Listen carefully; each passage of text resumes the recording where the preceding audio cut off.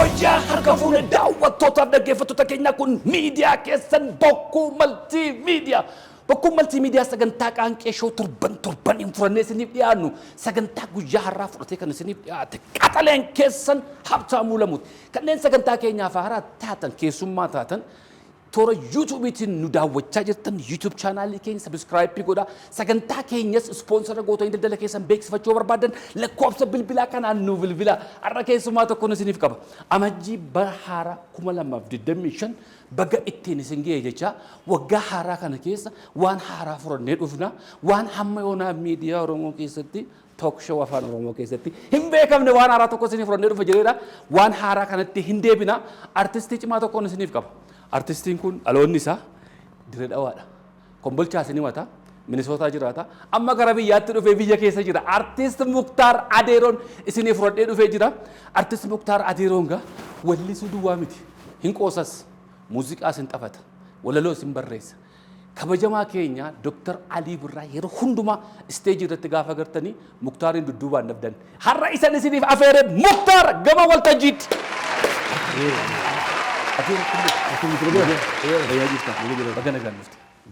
Nooru.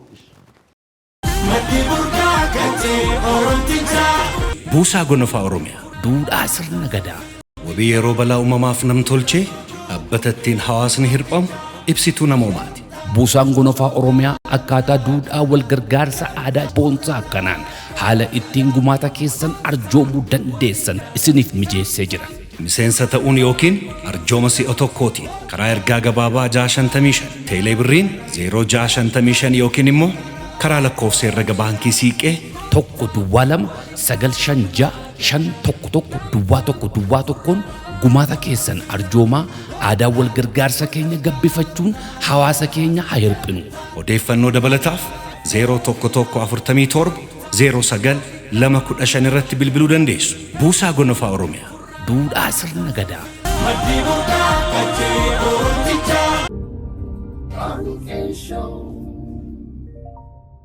Akka madeera. Baga nagaan dhufte. Sagantaa keenya irratti yeroo lammaffaadha. Gaaf tokko artistii Adamaa Ruuniin yeroon fidee waliin dhuftanii baay'een dubbanne yeroo biraarraa dubbannaa jedheen si kaawwadhe. Har'a walitti dhufneerra.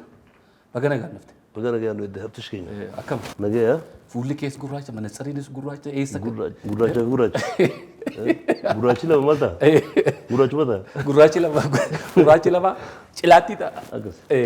Akkamati? Nagaa. Nagaa. Muktaar Adeeroo jechuun aadaa naannoo Harargee keessatti Adeeroo jechuun obboleessa abbaati. Obboleessa abbaati. Amma yeroo baay'ee Adeeroo Alii Birraa jenna, Adeeroo Yaadataa jenna. Namoota gurguddaa Harargee keessaa gaafa garuu Adeeroo jennaan. Siis Muktaar Adeeroo maaliif jedhama? Maqaa abbaa keetumatu Adeeroodha moo? Ajaa'iba! Adeeroon kun nu biratti yuuniversaalidha. Akka obboleessa abbaa jechuun abbaa xiqqaa jechuudha. Yoo abbaan keenya jiran ka si fuusisu haa ta'u, yeroo dhiiga kafaltu haa ta'u, yeroo gumaa kafalu bakka abbaa keetii ka dhaabbatu obboleessa abbaa keetii waan ta'eef abbeera jechuudha. Abbaa xiqqaa jechuudha. Ammoo abbaan kiyya carraa ta'e maqaan isaatis maqaa qoosaa Adeeroo jedhama. Kanaaf Muktaar Adeeroo jedhama. Akkas jedhame. Faamiliin kiyya guutuun Muktaar Adeeroo, Saafit Adeeroo, Nuuriyaa Adeeroo jedhama. Waggaa 20 wayiin si beeka. Muktaar Adeeroo maal si beeka? Akkasuma kun. Harargeen akka jirutti Adeeroo dhamma. Daawwattootaaf dhaggeeffattoota keenya keessummaan keenya har'aa artist Muktaar Adeeroodha. Sagantaa keenya har'aa sponsora gochuun kan nu cinaa dhaabbate Buusaa Gonofaa Oromiyaati. Balaa namtolchee balaa uumamaa hawaasa keenya irra ga'u baraaruudhaaf waan dandeessaniin Buusaa Gonofaa cinaa dhaabbadhaa isiniin jedhu akkasumas Brighton Motors galataaf ulfina guddaa isiniif qabna.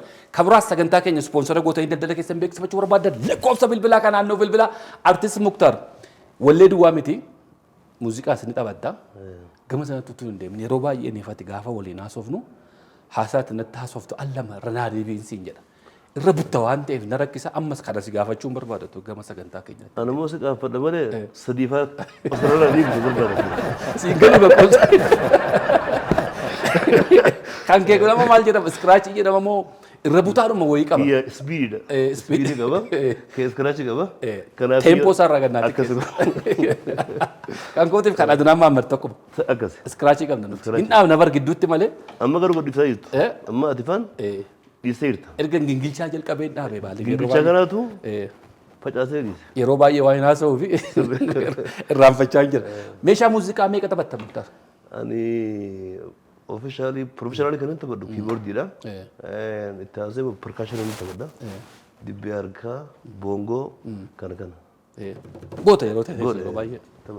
Mana meeshaa muuziqaa mana barumsaatti baratte immoo muuxannoodhumaan namoota. Muuxannoodhumaan dhageettuu gurraatiin akka carraa ta'ee yeroo Ameerikaa dhaqu mana obboleessa kootii keyboardii jira. Yeroo mana barnootaatti galu wanni biraa ni gootu hin jirtu. Biitti qorraa kara deeman hin jiru. Afaan biyyaan beeknu isuma kana ta'ee taphadha. Akkasitti. Isuma jalqaba gadi baate immoo artistii guddaa dudduuba dhaabbattee gadi baate. Carraa akkasiin jiru bara. Carruma carraa rabbi namaa kennu akka carraa ta'e yeroo sunitti namni muuziqaa taphatu Elamoo Aliitii fi Saalaa Galmoo Rabbi Rahmataa godhuuf isaan turan. Isaan artistoota keenya gurguddaa warra ifiifis ni wallisu. Hojii dhuunfaa fi qabu. Yeroo baay'ee Ali Biraa wajjin attach ta'anii deeman yoo fi waluma harkanii achi taphatan malee. Ani waan inni wallisnee fi keyboarduma hojiin kiyya aliin akkanumatti filigoone. Jalqabuma gaafan si argee Dr. Alii Birraa dudduubattan si arge. Sirri sirri. Nama biraatiif si taphatu nagar. Jalqabuma gaafan si arge. Isuma jalatti achii gadi baate. Carraan sun hin argamu yeroo baay'ee. Ergasii immoo dudduuba kanas. Hoobi hoobi hoobi hoobi adda solibaanata way boontu kalloromo hiriyo imaanata. Hiriyo imaanata. Dugalatoobi sirbi sun sirba baay'ee nama tuquudha. Akkaataan isin lamman keessa itti wallistanii baay'ee namatti tola. Sirboota meeqa hojjette Dr. Alii Birraa hojjette? Vookaalii ka hojjette sirba afurii isa wajjini waammoo waggaa 22 waggaa 21 jechuudha. Isuma hojjechaa jira. Stage irratti yeroo baay'ee hojii hojjenna biyya addunyaa tanarra deemna Awurooppaa ta'uu Awustiraaliyaa ta'uu iddoo cufatti gudeemna hojii hojjenna. Biyya meeqa dhatta? Yoonii fi quba lakkaa'ee qubni na dura dhufu. Paaspoortii keerra. Kontinentiidhaan Awustiraaliyaa dhaqeedhaan Eeshiyaa kana Araba kana keessa hojjedheera. Filipiin dhattanii? Filipiin dhaqeera akka jedhamu. Ammoo dhaquufi. Ganda warra soddaa. Filipiin dhaquufi aboo wajjin ballama seenee jira. Wajjin dheef. Ana haboo yaadata maaliifi haboon haala teenya lilliini akka dheenne biyya siifis dheenne maatii ishee dubbisnu ballama seenee jira inni dhaqachi.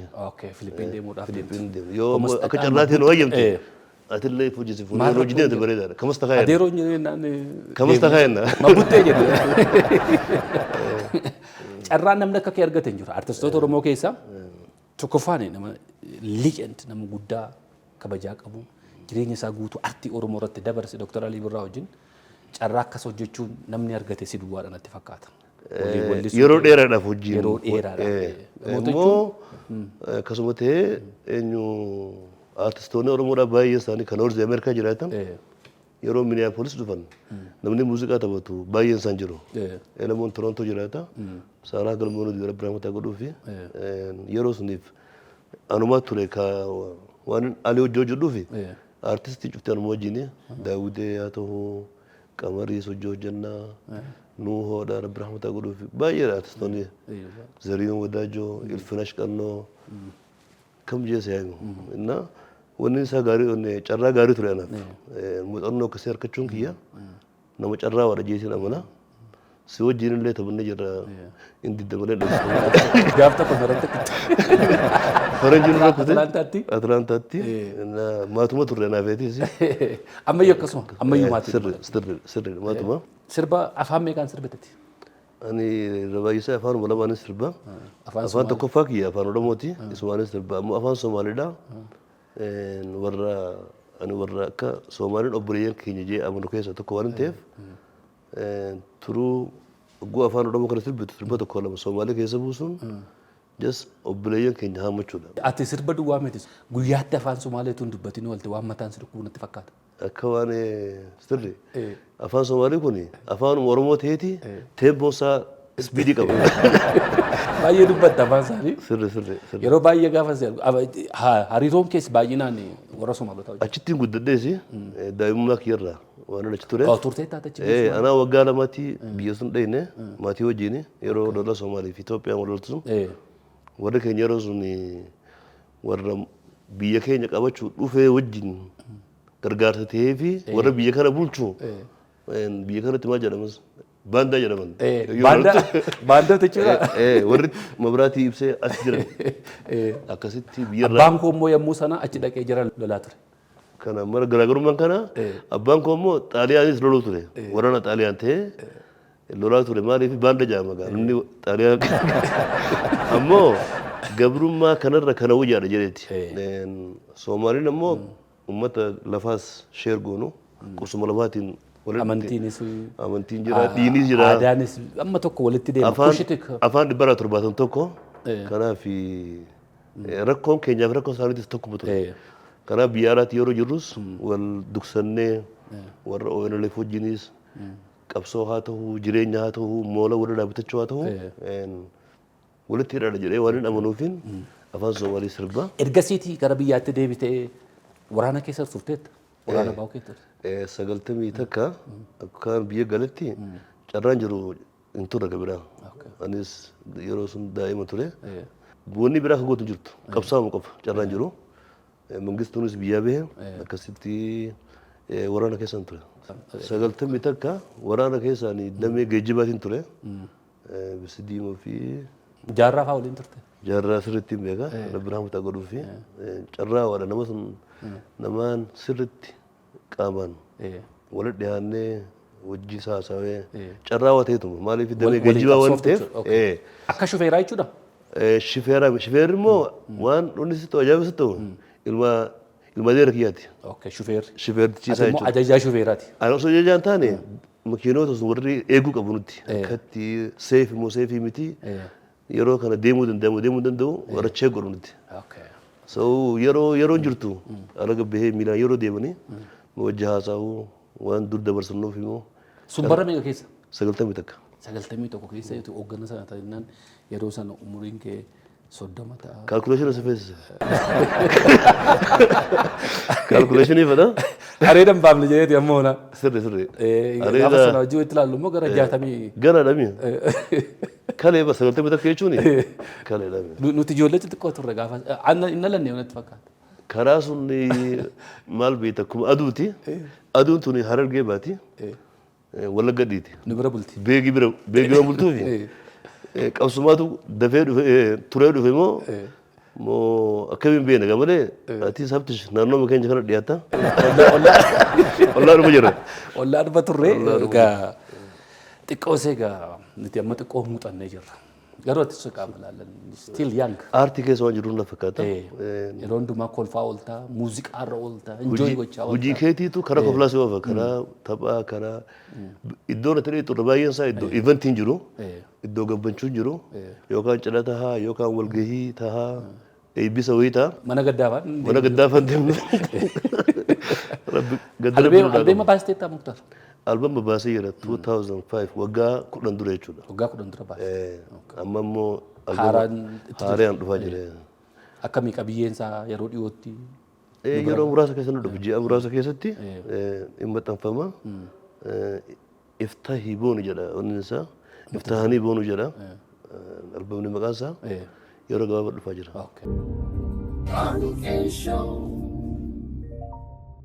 Hayyee baay'ee galatoomi egaa akkuma sila siin jedhee hariiroon siif Dr.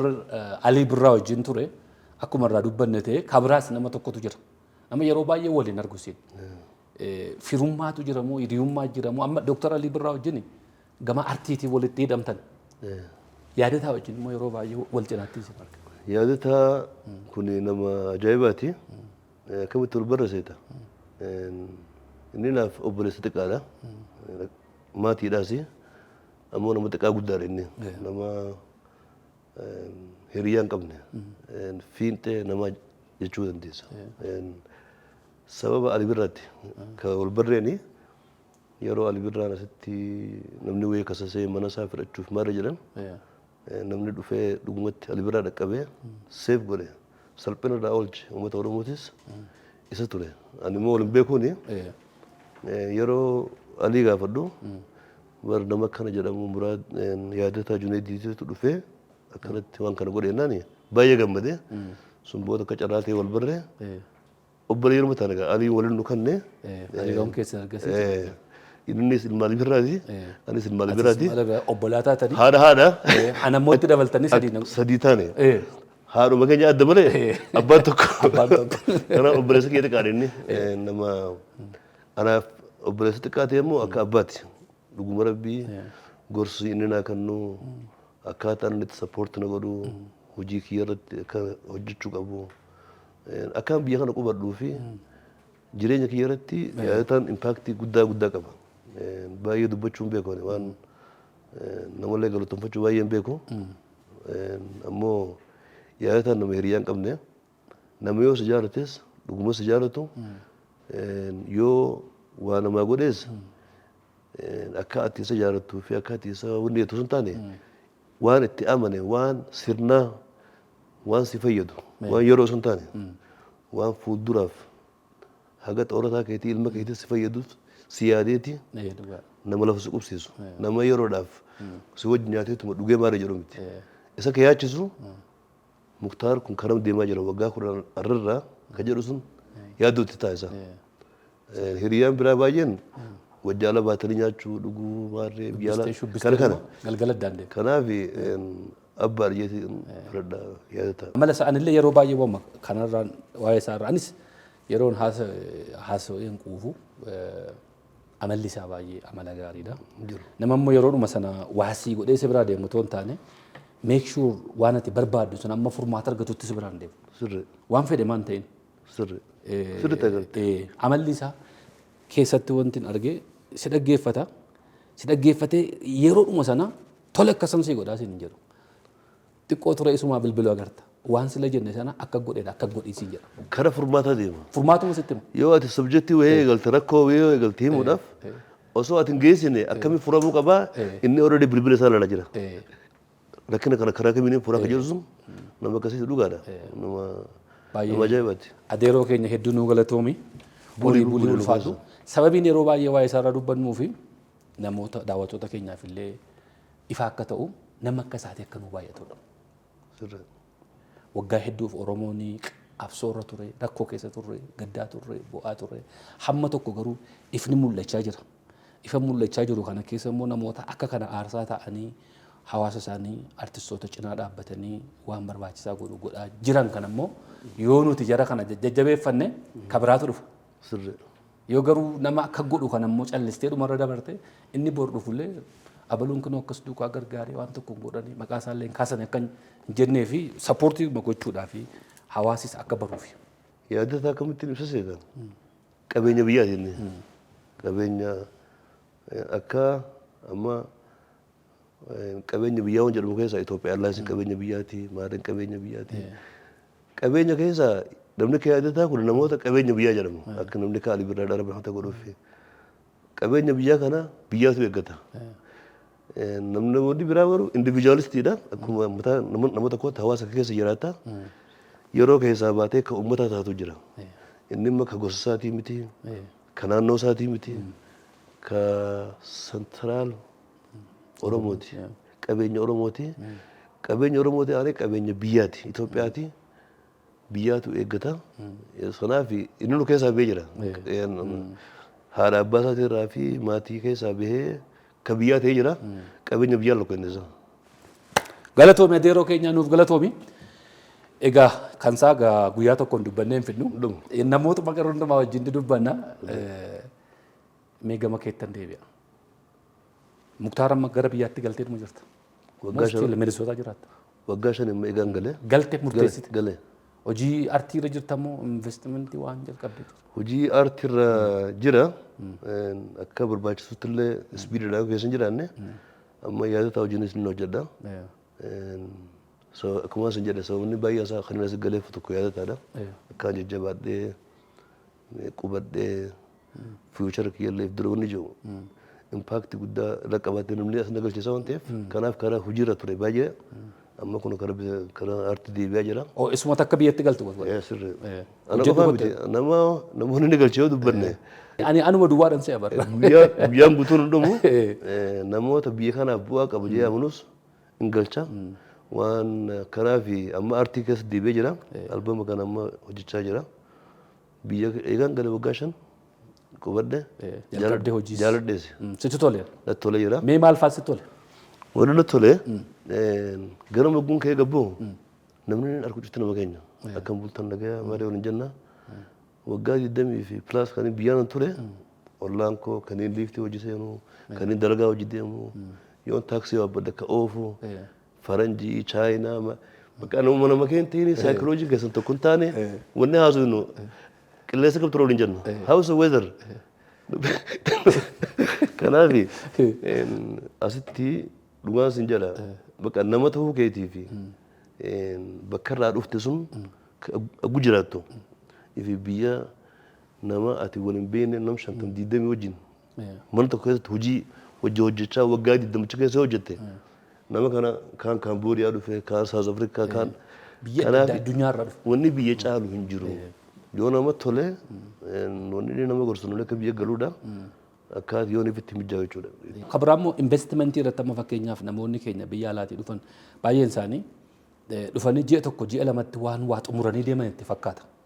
Hin dhufuu ji'a tokko ji'a lama kana waraqaa tokkotu bakka tokkoon kaawwatin deemanii jechuun deemanii gaa kompleenii jira. Biyya kana keessatti dhuftee investii gochuudhaaf yeroo si barbaachisa.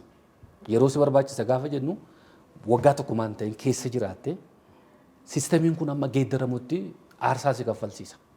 Kanaaf namni keenyaaf gorsa akka ta'uu fi muuxannoo keessa dabarte waggaa 5 ani reef waggaa tokkoof walakkaadha waan ta'eef. Ani ergaan biyya kana dhufuu eegale waggaa 20 kun amma Ali Birraa wajjin dhufe biyya kana yeroo duraatiif yeroo manni abbaa gadaa ijaaramu namoonni baay'een dhufuu ni deebi'u anillee akkasuma egaa waggaa 5 dura kan inni asi galee akka waraqaa biyya kana yeroo kaardii baafadhe asi galee waggaa 5 dura waggaa 20 dura kan inni dhufe immoo Ali Birraa wajjin namoota baay'een dhufanii ni deebi'u successful hin ta'an sababa adda addaa qaba. Inni duri mootummaa jiru wajjaa ta'uu baankii siistamiin haa ta'uu rakkisaa ture. Ammoo akkasuma ta'ee namoonni successful ta'anis jiru dalagaa xiqqoo keessa namni gwaalaa dhufu obsa qabaatee dhufuu qaba. Akka biyya jiranii sunitti wanni haruma kaatee haruma waa cufti ta'amu jiru. Siistamni xiqqoo siidhaa daddabaadha. Kanaaf yoo obsan qabaanne ji'a lama sadii sin gahu wanni qubachuudhaaf. Obsaan eeggachuu? Obsaan eeggachuudha. Achirraa waan qabu dhiisee yoo manneen qabaatee jireenya qabaates yoo gurguruu qabaates gurguree yoo asi gale malee as hojjechaa achittis morgeeji yookaan kiraa kafalaa jiraachuu hin danda'u. Namni fedhii qabaaf dhufa malee dhufteetuma asitti hojjechuu rakkisaadha. Namni amantuu jiraachuu qabaasi. Kanaaf namni yoonii fi muratee niin hojjedha jee kaapitaala xiqqoo wayii qabaate yoo asi galee baankii wajjin wal qabsiisee dalagachuu numa danda'a. Biyya fiiti haalli mijaawaa jira. Ammoo obsa wanni guddaan feesisu. Waajjiraalee tokkos immoo rakkoon uma jiraata. Egaa maal seeta siistamni kun siistama duri. Siistama kana jijjiiruun yeroo dheeraa feesisa. Waan haftaamuu fi muktaarii chachikaanii miti. Isa sun irratti haga dandeenyutti komboleeni keenya barreessaan dhiyeeffachaa dubbanne akka nu sirraa'u abdii qabna. Ammoo yoo obsan qabaanne ji'a lamaa sadii biyya kana dhuftee namni gariin dargaggeessi ala baheeti yeroo isaa guddaa ala fa'aa dabarsee yoo yeroo isaa ji'a lama qaban sun ji'a lama sun keessatti yoonii fi properly hojjete bareeda ta'uu danda'a. Garuu guddaa isaa haaree waan ta'eef inni yeroo gaarii qabaachuu barbaada, maatii dubbisuu barbaada. Kunis yeroo irraa nyaata. Kanaaf biyya barachuun waggaa takka siraa filatte sistema barachuuni. Kanaaf obsa barbaachisaa. Warri investimentiidhaaf dhuftanii biyya keessa irratti hojjechuu barbaadan dhuftanii siistamiin isuma duriiti wanti baay'een wanti geeddarame hin jiru garuu bakkicha irra nama keenya jira. Obsa barbaachisa baay'ee. Ji'a tokkotti ji'a lamatti wanti ta'u hin jiru. Waan achi qaban maatiitti kennanii yookaan gama tokkotti godhanii dhufanii as tanyaan dhumatti ba'ama. Wanti itti ba'aman hin jiru. Mee dudduubattiin si deebisa waggaa 20 warra dura jalqaba gaafa biyya kana dhufte Dr. Alii Birraa wajjin miiri yeroo sanaa mee dudduubatti deebistee akka nu yaadachiisuun barbaada. Waan baay'ee ta'a ture sadarkaatti lubbuun namaa beefaatu jira. Dr. Alii Birraa arguudhaaf ijoolleen Dire dhawaa kanatti duukaa fiigaa turanii lubbuun ijoollee lamaaf darbanii asitti sagantaan geggeeffamaa ture. Al tokkos yeroo karaa Jimmaarraa gara Wallaggaa deemaa turtan konkolaataan galagalee ture. Mee dudduubatti deebisii waan yaadachiisa. Wanni yeroo sun ture miirri yeroo sun maal seeta. Aartiin kun fi siyaasaan wal qabata. Hawaasni siyaasaan qabne hawaasaa miti. Yeroo sun yeroo qinijjit fi warri EPRDF asitti wal falmaa turan suni Oromoon kun akkuma ta'a ture waa takka namni isa representii godhes hin jiru filameetis hin beeku Haramayaadhaa fi magaalaa takka takkatti ka maradaa guddinaa moo'ee malee hin jiru jaraa moo'ee jechuudha. Warri ala jirus sochiin hin turre uummanni hawaasni abdii muree ture yeroo sun. Namni lama kan biraa irra wal lolu jira namni isaanii dubbatu hin jiru isaan ka'an jiranii Adam Haroon illee sirbatti baase. Bineensi bineensuma tokkollee waan olaanaa yeroo sun keessa dhufne. Nyaatamuun keenya nolu. Yeroo sun keessa waan dhufneefi bilisummaanis sochiinis qabsoonis cufti isa kana ture. Waan biraa wanni qabatan hin jiru. Kanaafi aliinis biyyarraa turee dhufee manni bagadaa eebbifamuun suni aliin dhufuunsaa mooraalin Oromoodhaa akka cabee wanni ture suni ol ka'e. Kanaaf namni makiinicha Adaamatti V8 ol kaasan akka miila gadi yuunivarsiitii wannitti hagas takka itti namni waan qabatu dhabeeti. Jaalalaalii biraa qabus kanuma keessa agarsiise. Fakkeenyaaf inni Baalee gaafa dhiynu bulchaa Baaleetiin Jimmatti makiinaa 300 fuudhee dhaqee simatee Ali Birraa akkana kana dira dhawaa ka agartan suni akkamis simatanii jedheen Muhammadin. Waan jedhee makiinaa 300 yoo qopheessuu dadhabne farda 3,000 qopheessanaa jedheen. Akkuma inni jedhee Ali Birraa maal jedhe beektaa? Namni lakkoofsa uummata Baalee fi Arsii lakkaa'uu barbaade guyyaa sun viidiyoo irra deebisanii beekaa jedhe namni meeqa jira. Guyyaan achi Whichis namni hafe jiru jechuudha. Namni baay'ee ba'ee miirri isaa miira hundi ture. Miira qabsoo wajjin siyaasaan wal makee sun booda inni jijjiirame. Namnis diyaasporaan sun booda dhufuma eegale biyya kana. Hamileen dhufe. Hamileen dhufe guyyaa sun irraa eegalee diyaasporaan Oromoodhaa biyya kana biyyaan qaba jee ka dhufu eegale guyyaa sun booda. Yeroo baay'ee Simmoon Qoostaa waa'ee namicha tokko natti himtee turte kanaan dura namicha mucaan jalaa du'e waaqattaaree naan jette.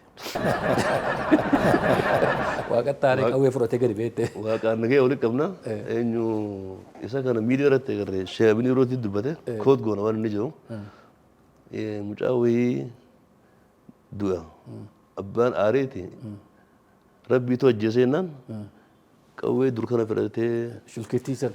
yaachisee ala gabbee dhowwuudhaaf erga gabbee booda waaqni fagoo ta'uusaa galeef. Samaayii fagootti laala. Maal jedhee sila haga kee beektaa fagaattee jedheen osoo sila lafa kana jira hojii kee beektaa ol fagaattee. Qawwichi bira gahu jechuudha. Mitiriin inni deemu gabaabaa waan ta'eef. Dhaloonni kee Kombolcha moo Dirree? Kombolcha irraa illee kiiloomeetirii 7 kana Fallaana jedhamti. Fallaana. Daangaa Somaalee. Lakkee Ejersa Goorootii fi Kombolcha hedduu magaalaa Harree irraa kiiloomeetirii 23 kana. 23. Garuu yeroo baay'ee immoo Haramaayaa irraa dubbatta. Haramaayaa kanaaf jaalala addaa qabda maan inni meena citiisaa nutti. Haramaayaa kana Achii fuute? Haramaayaa kana achiin ture 90 takka ji'a muraasaaf biyya ajaa'ibaati. Nama baay'een achi bareegaan guddadhee Somaaliirraa karaa biyya kiyyaa gale. Bakkaan dhadhaatti aanee bakki inni nama wajjin wal baree magaalaa keessa ture. Haramaayaa turte. Akkasumatti immoo hiriyoota baay'ee horee qabsaa'ota baay'ee achi baree qabsoo keessa ture. Elemoo Alii fa'aa. Biyya Damshoo fa'aa. Damshoo Alii fa'aa warra nu guddisee biyya Iliyaas Ibsaa fa'aa. Abbo Ibsaa jechuun hiriyaa Ali Birraati.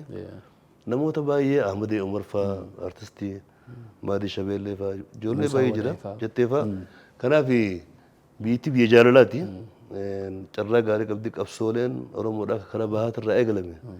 Baay'een isaa ijoolleen waa baratte katti makaman qabsootti naannoo sun irraa yoo mara golee fa'aa ilaaltu baay'een isaanii ijoollee achitti adduffattaa ijoolleen Haramaayaa suni adda wanni inna jaalala addaa qabdi. Ani mochii waafu soddummaa walitti qabdamoo jedhan. Amma booddeen kan harkaan jiru dur osoo biyyaan baane Haramayaa irraa wani jaaladhu keessa guyyaa jummaadha huccuu aadaa uffatu. Dubartiin kun saddeeta gumee dargaggeessi filaa kana godhatee. Amma isa boodaan hin beeku hin gaafanne walumaan gaafanne deemne baay'ee elemoo gaafanne waa'ee bishaan Haramayaa irraa isin dubbatta qurxummii achi irraa yeroo baay'ee haasofta kulluuna jettamoo kalluunetta kalluuna si jennaani qurxummis ni jennaani Haramayaa sun akkuma isin jee biiroon ani ture yeroo qabsoo sun bishaan gubbaa ture qurxummii akkuma ta'etti aksesiin jira qurxummii argachuudhaafis Haramayaan biyya ajaa'ibatti. Sirba tokko sirbiduu fide yeroo jalqabaatiif baandiin jalqabuuf deema bar sirratti eegaluuf immoo deemna. Anis carraawaadha bokkuu miidiyaa irratti jalqaba live music baandii guutuu qopheessee shawii Oromoodhaa ka duraa shawii Oromoo ka duraa ta'uusaa ani immoo achirratti carraawee sirbuun kiyya naaf waan guddaadha akkuma ta'etti walluma Haramayaa kana godha. Bishaan biyyatoo bishaan biyyattii kan jedhu irraa eegala. Amma gama sanatti utuu hin deemin dura waa'ee miidiyaa kiyya irraa waan dubbadha. Gaafa qaanqeeshuu tokko jedhee biyya alaatti jalqabee namni jalqaba interviyuu godhe Elemoo Aleeti. Gaafa biyyatti dhufee jalqaba interviyuu godhe immoo Taaddalee Gammachuuti. Baandii gaafa jalqabu immoo si. Kana sadeen jaalalaati. Daawwattootaaf dhaggeeffattoota keenya sagantaa guyyaa irraa furannee isiniif dhufne ispoonsara gochuun kan nu cinaa dhaabbate Buusaa Gonofaa Oromiyaa. Buusaan Gonofaa Oromiyaa balaa namtolchee balaa uumamaa hawaasa keenya irra gahu baraaruudhaaf baatiittis ta'e yeroo tokkoon waan dandeessaniin nu cinaa dhaabbadhaa isiniin jiru. Akkasumas Brighton Motor sagantaa keenya ispoonsara gochuun lafee duddaa miidiyaa keenya yeroo hundaa nu cinaa dhaabbatu galataaf ulfina guddaa isaaniif qabna. Egaa Muktaar Adeeroo sagantaa guyyaa har'aa qabnu kan utuun xumureen akkuma sila siin jedhe baandiidhaan eegaluudhaaf deemna. Baandii keenya kana situ ol ba'ee nu eebbisa. Akkasumas artistooti keenya kan biroo jiraattan baandiidhaan sagantaa eegallee jirra. Balballi keenya isiniif banaara yeroo barbaaddeetti qala'u nu godha. Waliin aartii keenya guddisna waliin afaan keenya guddisna muki tokko qofaasaa inaala malee boba'u yoo waliin taane garuu waan guddaa hojjechuuf deemna. Ergaa xumuraa qabda Muktaar immoo baandiitti deemna. Ergaan hin qabu albama kiyya ka bahaa jiru YouTube chaanala kiyya gadhiifama Muktaar Adeeroo jedha. Yoo carraa argattan subscribe godhan isin jedha. Dhugumaa isin jira bokkuu miidiyaa odduu ulfaadhaa aartii Oromoodhaa akkanatti ol kaaftanii sadarkaa addunyaatiin akka ijoolleen ganaa ol kaatulleen abdii gaarii qabaattuuf baandii kanaa nu qopheessuu keessaniif galatooma anilleen carraa gaariin qaba ka duraa ta'ee baandii kana eebbisuudhaaf aartistoonni keenyaas fuulduraaf warree ol kaa'aa jirus bokkuu miidiyaa koottaatii live muuziqaa waraabuu dandeessan ittiin beekamuu dandeessan ittiin gargaaramuu dandeessan respoonsala ittiin argachuu dandeessan bokkuu miidiyaan miidiyaa keessanii galatoome Adeeroo waan akkanaa yaaduu keetiif. Ulfaadhu. Egaa daawwattoota keenya dhaggeeffachaa jirtan bokkuu maltii miidiyaan bokkuu baandii isiniif qaba. Bokkuu baandii kana sagantaa barbaaddaniif eebba hoteelaa cidaaf waan feetaniif baandii guutuu qabna meeshaa guutuu wajjin bilbiladhaa. Bakka isin jirtanitti isin keessummeessuudhaaf waliin hojjechuudhaaf qophiidha.